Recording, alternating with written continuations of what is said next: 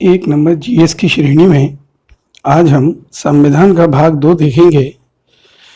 भारतीय संविधान में जो हमने कल एक भाग देखा था उसमें बताया गया था कि कैसे कैसे संविधान का निर्माण किया गया, कौन कौन सी कमेटियां बनी थी। ठीक है, आज के संविधान के भाग 2 में हम ये देखेंगे कि संविधान में कितनी अनुसूचियां और कितने भाग हैं। ठीक है, तो भारतीय संविधान के बारे में जानकारी आती है कि भारतीय संविधान 26 नवंबर 1949 को संविधान सभा द्वारा पारित किया गया। इसलिए आपको याद हो, संविधान सभा की जो 26 नवंबर डेट है, इसी की याद में संविधान दिवस भी मनाया जाता है उसी दिन। संविधान सभा द्वारा जब समय बनाया गया था तो उस समय में संविधान में 22 भाग और 8 अनुसूचियां थी, परंतु संवैधानिक संशोधनों के द्वारा इन अनुसूचियों की संख्या वर्तमान में 12 हो गई है। ठीक है, अनुसूची का क्या अर्थ होता है?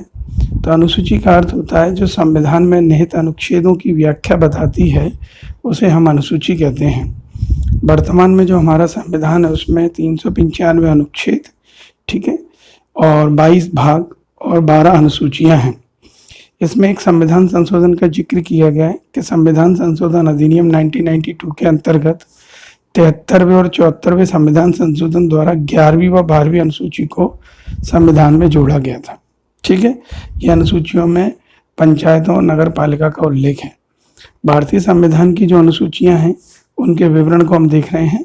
तो यहाँ पहली अनुसूची में बताया गया है कि इस सूची के अंतर्गत भारत के 29 राज्य और 7 केंद्र शासित प्रदेश, अब यह आंकड़ा चेंज हो गया है, इसमें 28 राज्य और 8 केंद्र शासित प्रदेश हो गए हैं। ठीक है, उनका उल्लेख किया गया है। अगर हम दूसरी अनुसूची की बात करें तो दूसरी अनुसूची के अंतर्गत जितने भी संवैधानिक पद हैं उनके वेतन, भत्ते, पेंशन का उल्लेख है। इसमें आने वाले पदाधिकारी हैं राष्ट्रपति, राज्यपाल, लोकसभा अध्यक्ष, उपाध्यक्ष, राज्यसभा के सभापति, उपसभापति, विधानसभा के अध्यक्ष और विधानसभा उपाध्यक्ष और विधान परिषद के सभापति, उपसभापति, उच्चतम न्यायालय और उच्च न्यायालय के न्यायाधीशों और भारत के नियंत्रक एवं महालेखा परीक्षक आदि के वेतन, पेंशन और भत्तों के बारे में जानकारी रखी गई है सूची 2 में। शेड्यूल 3 में कहा गया है, अनुसूची 3 में बताया गया कि सूची के अंतर्गत भारत के उच्च पदाधिकारी जैसे राष्ट्रपति, उपराष्ट्रपति, उच्चतम न्यायालय और उच्च न्यायालय के न्यायाधीशों द्वारा ली जाने वाली शपथ का उल्लेख है। इम्पोर्टेंट है, शपथ को ओथ कहते हैं अंग्रेजी में। ठीक है, ये इम्पोर्टेंट है, थोड़ा सा ध्यान रखेंगे। अगला है अनुसूची 4। इस सूची में राज्यों तथा संघीय के अंतर्गत आने वाले राज्यसभा में प्रतिनिधित्व का विवरण है। अपनी भाषा में कहें तो राज्यों से जो राज्यसभा की सीटें आती हैं उनका उल्लेख किया गया है। 5वीं अनुसूची के अंतर्गत अनुसूचित जाति के क्षेत्रों व अनुसूचित जनजाति के प्रशासन व नियंत्रण के बारे में उल्लेख है।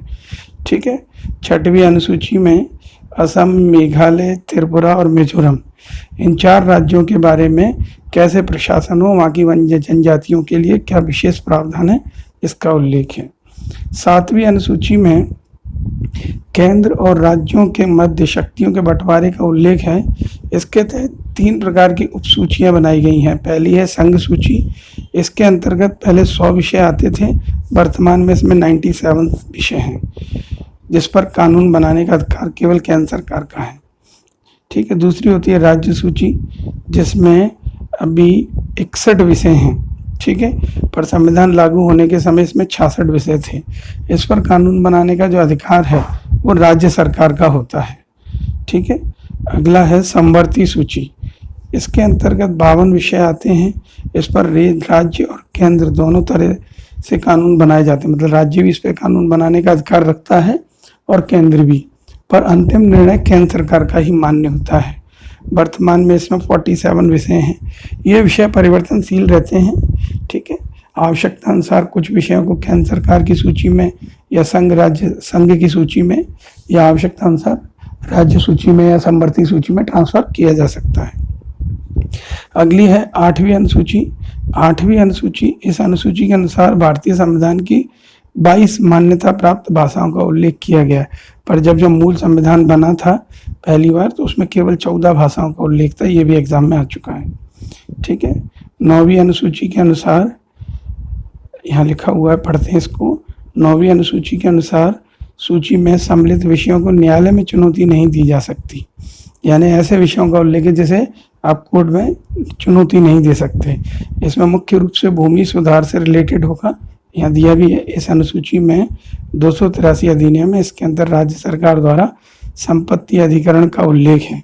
तो राज्य को भूमि अधिग्रहण का अधिकार है जिसे न्यायालय में आप चुनौती नहीं दे सकते। 10वीं अनुसूची है, इसका संबंध दल बदल संबंधी कानून से है और ये 52वें संविधान संशोधन द्वारा 1985 में जोड़ी गई थी। ठीक है, 11वीं अनुसूची शुरू में ही बता दिया गया था आपको, ये 73वें संविधान संशोधन द्वारा 1992 में जोड़ी गई। इसमें पंचायती राज व्यवस्था का उल्लेख और पंचायतों से संबंधित 29 विषयों को इसमें बताया गया है।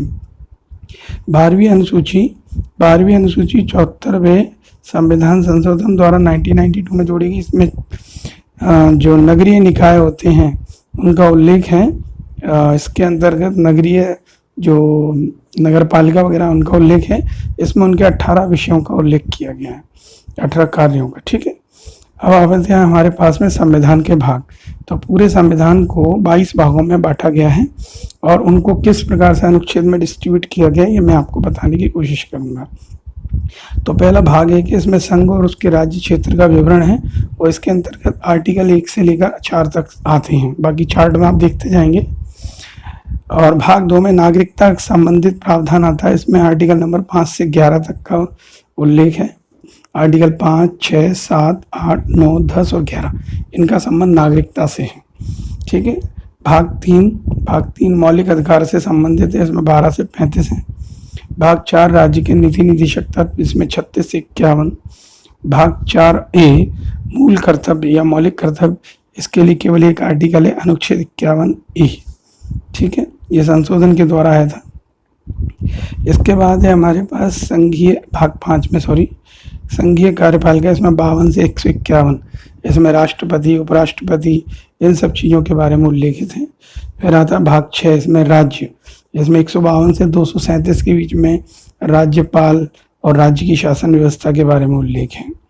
उसके बाद आता है भाग 7, इसमें संविधान संशोधन अनुच्छेद 238 अधिनियम 1956 की धारा 29 द्वारा अनुसूची द्वारा निरसित है। बाकी सब याद करो ना करो, निरसित याद कर लो। तो भाग 3 एक तरीके से निरसित यानी रिपल्स यानी खाली है। भाग 8 संघ राज्य क्षेत्र जो है इसके अंतर्गत आर्टिकल नंबर 239 से 242 का उल्लेख है। इससे पहले वाले में जो 238 था वो निरसित था, इसलिए भाग 7 निरसित है। ठीक है, अगला है हमारे पास भाग 9। भाग 9 के अंदर पंचायतों का उल्लेख है। इसके अंदर आर्टिकल आते हैं 243A से लेकर 243O तक। फिर भाग 9A, इसके अंदर आती है नगर पालिकाएं। इसके अंदर आर्टिकल नंबर 243P से 243 243 ZG तक है। भाग 10 अनुसूचित जाति और जनजाति क्षेत्र का उल्लेख है। इसमें आर्टिकल नंबर 244 से 244A तक आता है। इसके बाद आता है भाग 11। भाग 11 के अंतर्गत आता है संघ और राज्य के बीच संबंध और इसके अंदर आपको मिलेंगे 245 से 263 तक के आर्टिकल। भाग 12 मोस्ट इम्पोर्टेंट है। ठीक है, इसके अंदर वित्त, संपत्ति, संविधान और वाद। ठीक है, इसके अंदर आर्टिकल 264 से 300A तक शामिल है। भाग 13 इसके अंदर भारत के राज्य क्षेत्र के भीतर व्यापार वाणिज्य समागम का उल्लेख है और आर्टिकल नंबर 301 से 307 तक के इसके अंतर्गत आते हैं। भाग 14 के अंतर्गत आता है संघ और राज्य के अधीन सेवाएं, जो UPSC वगैरह और MPPSC वगैरह जो होती हैं वो सेवाएं आती है। इसके अंतर्गत आर्टिकल आता है 308 से 323 तक। भाग 14A में आती है अधिकरण। ठीक है, अनुच्छेद 323A से 323B तक। यहाँ अधिकरण मतलब एजेंसियों से रिलेटेड होता है जो सरकारें समय समय पर गठित करती हैं। भाग 15 में निर्वाचन है, ये भी इम्पोर्टेंट है और अनुच्छेद नंबर 324 से 329A तक इसका उल्लेख इसमें। भाग 16 के अंतर्गत देखेंगे तो उसमें दिया है कुछ वर्गों के विशेष उपबंध संबंध है। इसमें आर्टिकल नंबर 330 से 342 तक आता है। उसके बाद आता है भाग 17। भाग 17 में आती है मोस्ट इम्पोर्टेंट है राजभाषा आती है इसमें, और इसमें जो आर्टिकल है 343 से 351 तक है। भाग 18 इम्पोर्टेंट है, इसके अंतर्गत 352 से 360 तक का उल्लेख है। इसी 352 से 360 के बीच में भारत के राष्ट्रपति को जो अधिकार दिए गए हैं, वित्तीय आपातकाल या राष्ट्रपति शासन, उनका उल्लेख भी है। ठीक है, अब आता है भाग 19। भाग 19 के अंतर्गत प्रकीर्ण राष्ट्रपति, राज्यपाल, राजप्रमुख, संसद आदि के संरक्षण में होता है, और कुछ ऐसे मामले होते हैं जिन पर ये विशेष रूप से कानून बनाए जा सकते हैं। इनका उल्लेख 361 से 367 के बीच में। भाग 20 ये भी मोस्ट इम्पोर्टेंट है, संविधान संशोधन। ये हमने दक्षिण अफ्रीका के संविधान से लिया हुआ है। इसमें आर्टिकल 368 आता है। भाग 21 अस्थायी, संक्रमणकालीन और विशेष उपबंध। इसके तहत कोई अस्थायी प्रावधान किया जाना हो उसका उल्लेख किया गया है, और ये आर्टिकल 369 से 392 तक इसमें उल्लेख है। और 22वां भाग में संक्षिप्त नाम, प्रारंभ, हिंदी में प्राधिकृत पाठ और निरसन का उल्लेख है, और इसके अंतर्गत आर्टिकल आते हैं 393 से 395 तक। इन आर्टिकल्स को हम कल के वीडियो में धीरे धीरे करके बताना शुरू करेंगे, और ये सारे आर्टिकल नहीं पढ़े जाएंगे, इसमें से जो प्रमुख हैं वही आर्टिकल आपको बताए जाएंगे। ठीक है, इन्हें ध्यान से पढ़िएगा। धन्यवाद।